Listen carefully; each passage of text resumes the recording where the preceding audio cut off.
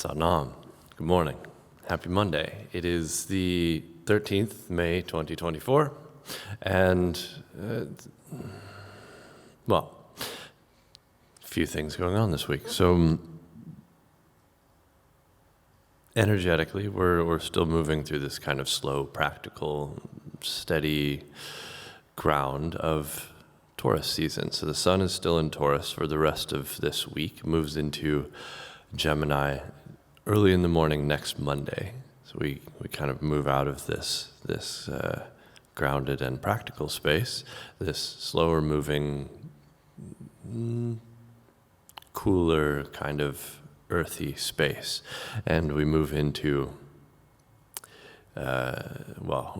something much quicker. The mind activates. We move into a space where socially and publicly everything is a little more bright, has a little more buzz to it. It's the last the last portion of spring, and spring in the northern hemisphere for the current Western traditions. Technically, it's already summer in a lot of the old traditions, but spring is this initial kind of bringing of life. So we're moving into a space where life is abundant. It's when we moved into spring, it's like life is beginning. Life is coming to its beginning.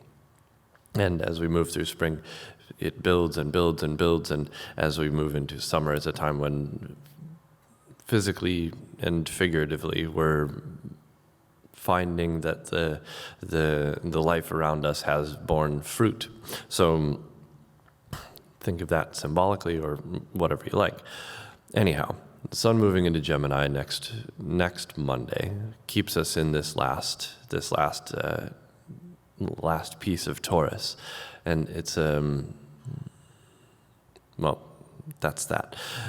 The sun, as of early this morning, met with a very ungrounded kind of energy. It met with the planet of Uranus, and Uranus is this bringer of bright flashes of insight. It is the stroke of genius that descends down from the heavens into the crown of some poor fool's noggin and forces them to do something that they never thought they were going to do.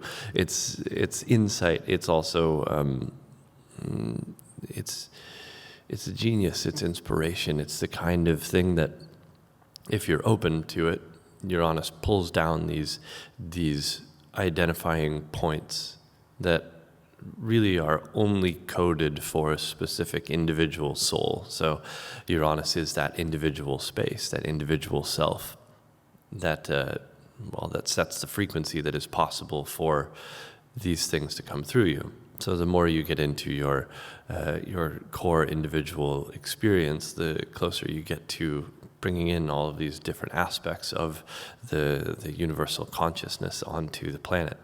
And that's what Uranus is here for. When the sun meets Uranus, we get a meeting of the kind of undercurrent, because Uranus is not necessarily it's not always a very visceral experience. We have this undercurrent of the call for the individual self to develop, and the sun, which is very much more visible and visceral and identifiable. Obviously, we see the sun, it's every day, and it is that which represents our external consciousness, our conscious awareness as such. It's that which shines light on the world around us as to make it seen. So when the sun meets Uranus, we get a kind of unifying experience of the external consciousness, our current conscious awareness, and also that still intangible individual consciousness, which is directly linked to the collective consciousness. So there are various layers of aspects of consciousness here. So we have that, and that's at its most powerful point as of this morning, kind of working away from it, but still affected by it for the next 3.5 days. Then, as that's kind of fading out, the sun is moving closer and closer to Jupiter. It's every 13 months it meets with Jupiter, basically. And that, well, we have the external consciousness, the conscious awareness. Jupiter is the expander, is the one that brings a more complete, a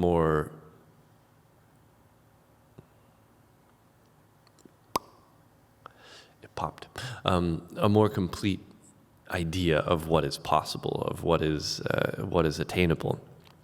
Jupiter is that which travels, that which moves away from the current limited experience to expand the conscious understanding. So it's the understanding through experience. There's knowledge and there's understanding, and the difference is Jupiter. The Jupiterian desire to go and see and be within. Excuse me. And so the Sun meets Jupiter, and we get this sudden expansion of wisdom and possibility. There's a desire to move outside of what is currently being experienced. And it's a little constricted because Jupiter in Taurus is kind of well, it's slow, and Jupiter doesn't want to necessarily move slowly. It wants to go and be outside of, and it doesn't want to act within tradition as Taurus would call for. It wants to break tradition to expand what a tradition could be. Ultimately, it kind of trickles in that way.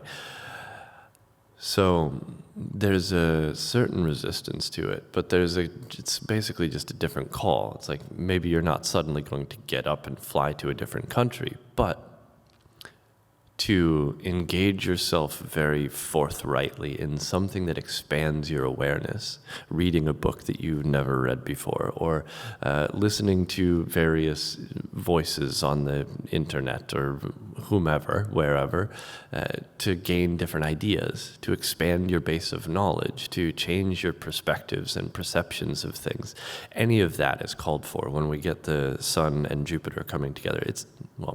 Any of that is called for whenever Jupiter's involved. But the Sun and Jupiter in Taurus, it's like, why would you leave your home? You can go across the world from your couch if you want to.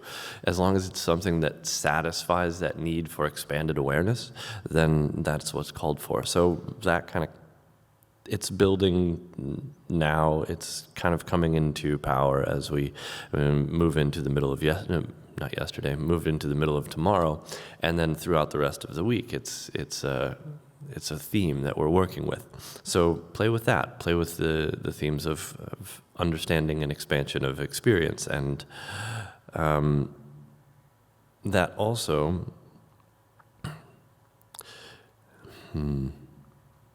So that meets its exactitude, its exact conjunction.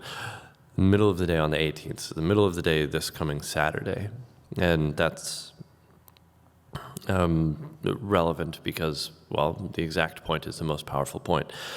And then while that's happening, it's also in this harmonious interchange with the planet of Neptune in Pisces, which is also very much not necessarily a get up and go across the world unless it's spontaneous and, God's there somewhere.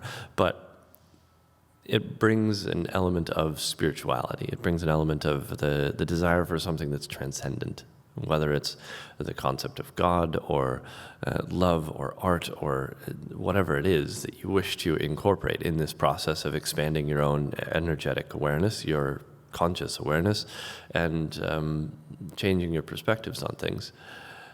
Allow for an element of spirit within that. It's like maybe you're a devout Christian. Go read some commentary on the Quran. Or maybe you are an atheist and you just kind of want to do something weird, so you go to a non-denominational church for fun. Or maybe you don't like poetry, which I do. Anyway, just giving examples. Maybe you haven't explored poetry whatsoever at all, and that could be a good way to expand your awareness in a way that is transcendent. You read that which is poetic and try to don't even try to understand. Just absorb that which that is. It expands your awareness, it expands your experience, and it changes the way that you as a human function on a fundamental level. So those are the things. Those are the things to think about during that. Also important, which actually kind of picks up the pace with this, while we're still in this kind of slow and methodical Taurus energy, Mercury moves itself also into Taurus, which adds a bit of energy to the Taurian framework. Also, Mercury slows the hell down, which is good. We can think for long enough to actually reach the end of a thought and then apply it necessarily, which is good. We've had Mercury in Aries for the last little while. It did a whole retrograde cycle and screwed with all of our instruments. So we have that. Mercury's moving into Taurus. Good. Any other things that are necessarily... The Saturday's kind of exciting. It's the exciting day of the week. There's plenty going on throughout between now and then, but Saturday there's a little extra zing. Venus, love, attention, affection, and value, meets with Uranus, the development of the individual self, the call for unification with the collective and universal consciousness. So we get that kind of mashing up together, and Uranus is also a very unexpected thing, so you never know what the hell is going to happen. That's a bit of Saturday. Also, we have Mars in conjunction with the North Node in Aries, which could add some fire to the mix. We've got all of this Taurus energy keeping things cool and grounded. And at the same time, Mars meeting with the North Node is like, all right, what is the new trajectory that we have to put ourselves on to actually accomplish something? And that could be, that could be a little fiery. It could be a little rocky. It could be very energetic and passionate. It could also come with some potential conflicts and things that need to be necessarily resolved. So, just try not to get into any fights that are unproductive, because there are productive arguments. Don't forget it. They're necessary sometimes. And that might be the thing. That might be what has to happen. Venus and Uranus is unexpected happenings and developments, and Mars and the North Node in Aries is like, hell, maybe you have the best fight of your life, and everything that happens after that is different. So, don't rule that out. All right.